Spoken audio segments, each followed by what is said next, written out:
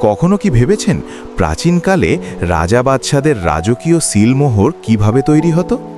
আজ আমরা দেখব কোনো আধুনিক মেশিন ছাড়া একদম প্রাচীন পদ্ধতিতে একটি বিশাল সবুজ পাথর থেকে কিভাবে নজর কাড়া স্ট্যাম্প বা সিলমোহর তৈরি হয়। প্রথমেই এই কাঁচা জেমস্টোন বা পাথরটিকে প্রাচীন তার আর বালুর সাহায্যে নিখুঁতভাবে কেটে একটি সমান ব্লক বানানো হয়। তারপর ঘষে ঘষে একে একদম মসৃণ করে নেওয়া হয়। এবার স্ট্যাম্পের কালির জন্য লাল খনিজ পাথর হামানদিস্তায় গুঁড়ো করে জলে ধুয়ে রোদে শুকিয়ে তৈরি করা হয় একদম খাঁটি লাল রং। এরপর বিশেষ এক ভেষজ পাতা রোদে শুকিয়ে হাত দিয়ে ঘষে ঘষে ভেতর থেকে তুলোর মতো ফাইবার বের করা হয়। তারপর এগুলোকে চুন মেশানো জলে সিদ্ধ করে একদম পরিষ্কার করে নেওয়া হয়।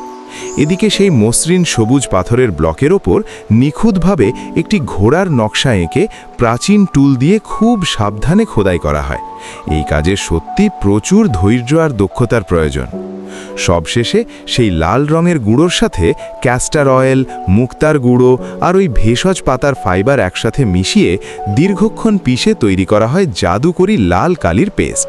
ব্যাস, এবার খোদাই করা সেই পাথরের স্ট্যাম্পে রাজকীয় কালি লাগিয়ে কাগজে চাপ দিলেই দেখুন ম্যাজিক, একদম নিখুঁত